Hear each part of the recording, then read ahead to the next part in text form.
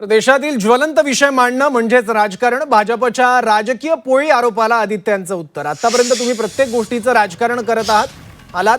आदित्य ठाकरेंचा भाजपवर हल्ला बोल. राम मंदिर दान चोरी प्रकरणात ईडी सीबीआय का नाही? आदित्य ठाकरेंनी भाजपला टू द पॉइंट सवाल केलाय.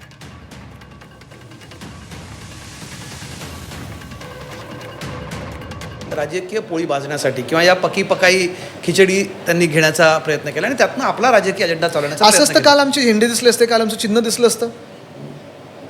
असं असतं तर आम्ही जाहीरपणे, आता काय दुसरी गोष्ट अशी पण होते की अभिजित तुमचे मतं घेणार सोनम वांगचूक, उद्धवसाहेब गेले नसते पहिल्या दिवसापासून पाठिंबा दिला. उलट उद्धवसाहेबांनी पहिल्या दिवशी पाठिंबा दिला जेव्हा हे आंदोलन नुकतं सुरू झालेलं होतं. तिसरी गोष्ट म्हणजे राजकीय पोळी भाजायचीच असेल ना, जरा आठवण करा, आपल्याकडे पण क्लिप्स असतील. ट्रायडंटवर 26/11चा हमला चालला होता आणि खालती एक प्रेस कॉन्फरन्स चालली होती की प्रधानमंत्री मनमोहन सिंग हे वीक आहेत. हे कोण करत होतं? भाजप करत होती. राजकारण कोण करत होतं? भाजप करत होती. आणि आता भाजप अडचणीत आल्यानंतर राजकारण करू नका. राजकारण म्हणजे नुसतं हिंदू मुस्लिम करणं नाही. राजकारण म्हणजे नुसतं जातीपातीचं धर्माचं राजकारण नाही. राजकारण म्हणजे नुसतं भांडणं लावणं हे नाही आहे.